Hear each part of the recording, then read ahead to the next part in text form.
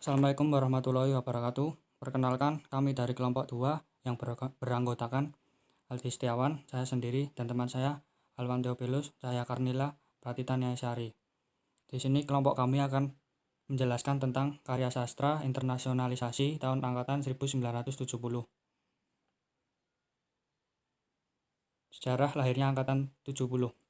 Munculnya periode 70-an karena adanya pergeseran dan menghasilkan wawasan estetik dalam menghasilkan karya sastra bercorak baru baik di bidang puisi, prosa maupun drama.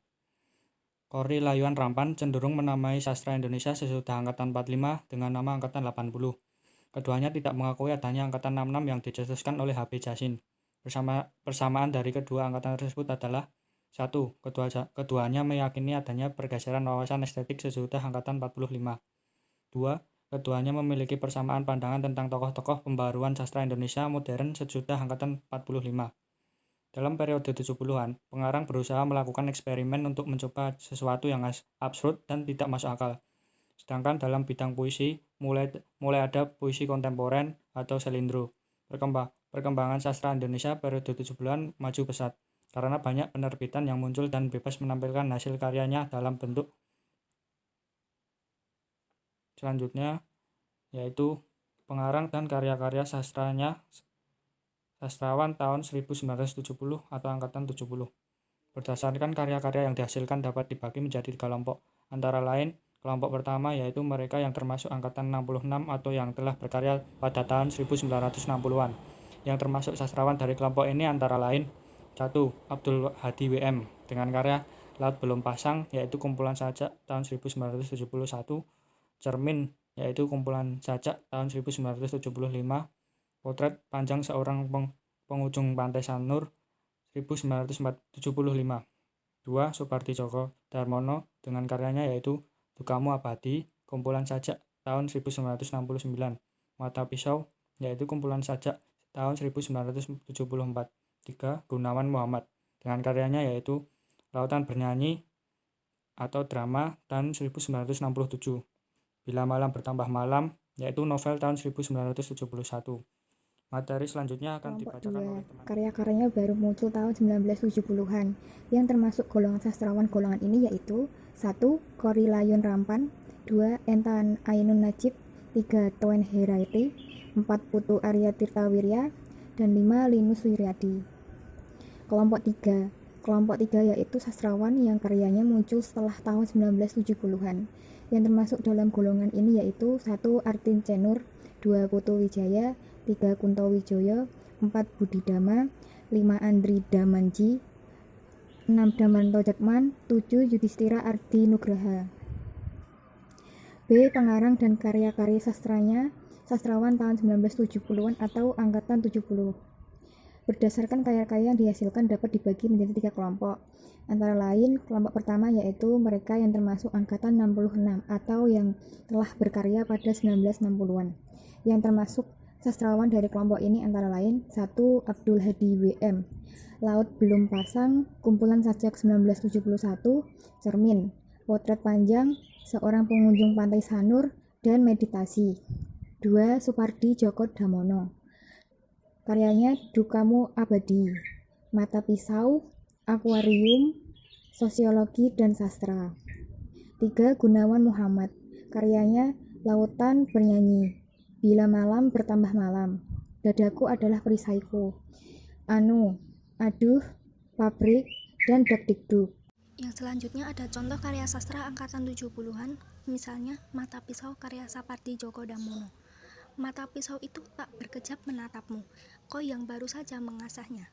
Ia tajam untuk mengiris apel yang tersedia di atas meja sehabis makan malam. Ia berkilat ketika terbayang olehnya urat lehermu. C. Ciri-ciri karya sastra pada angkatan 70-an. Yang pertama, puisi. A. Puisi bergaya bahasa mantra menggunakan sarana kepuitisan berupa ulangan kata, frasa, atau kalimat. B. Gaya bahasa paralelisme dikombinasikan dengan gaya hiperbola untuk memperoleh efek yang sebesar-besarnya, serta menonjolkan tipografi. C. Puisi konkret sebagai eksperimen. D. Banyak menggunakan kata-kata daerah untuk memberikan kesan ekspresif. E. Banyak menggunakan permainan bunyi. F. Gaya penulisan yang prosaik. G. Menggunakan kata yang sebelumnya tabu. Yang kedua, proses prosa dan drama. A. Melepaskan ciri konvensional menggunakan pola sastra absurd dalam tema, alur, tokoh, maupun latar. B. Menampakkan ciri latar kedaerahan lokal. D. Peristiwa yang penting terjadi pada angkatan 70-an. Yang pertama, pada tahun 1970, H.J. Jasmine diadili, yaitu majalahnya yang dipimpinnya dituduh memuat cerita pendek yang menghina agama Islam. Yang kedua, tahun 1973, penyair Sutarji Kalzum Bahri yang mengumumkan kredo puisi. Masih pada tahun ini muncul istilah aliran rawangan dari M.S. Hutang Laung. Yang ketiga, pada bulan September tahun 1974 diselenggarakannya pengadilan di Bandung. Masih pada bulan September diselenggarakan jawaban atas pengadilan puisi yang dilangsungkan di Jakarta. Yang kelima, tahun 1980-an, novel Bumi Manusia dan Anak Semua Bangsa karangan Pramudia Anantatur dilarang oleh pemerintah. Demikian pula untuk novel-novel lainnya 1985, 1987, 1988. Yang terakhir, yang keenam, pada bulan Agustus tahun 1982 diadakannya seminar peranan sastra dalam perubahan masyarakat diselenggarakan di Jakarta. Kesimpulannya, munculnya angkatan 70-an karena adanya perubahan yang terjadi pada saat kudeta G30 SPKI atau PKI yang mana membawa corak baru dan lebih estetik. Di angkatan 1970 ini membawa karya sastra baru berupa prosa dan puisi, dan pada karya sastra ini memiliki banyak ciri yang menjadi pembeda dari karya sastra lainnya. Oleh karena itu, pengarang karya sastra angkatan ini pun juga bertambah banyak dan semakin maju. Karya sastra ini juga memiliki banyak judul karya yang berhasil mengalahkan angkatan sebelumnya, dan ini terjadi pada saat maraknya peristiwa G30 SPKI atau PKI. Terjadi banyak peristiwa penting ketika karya sastra ataupun angkatan ini memulai dan membuat strategi agar angkatan 1970 ini semakin terkenal dan berkembang.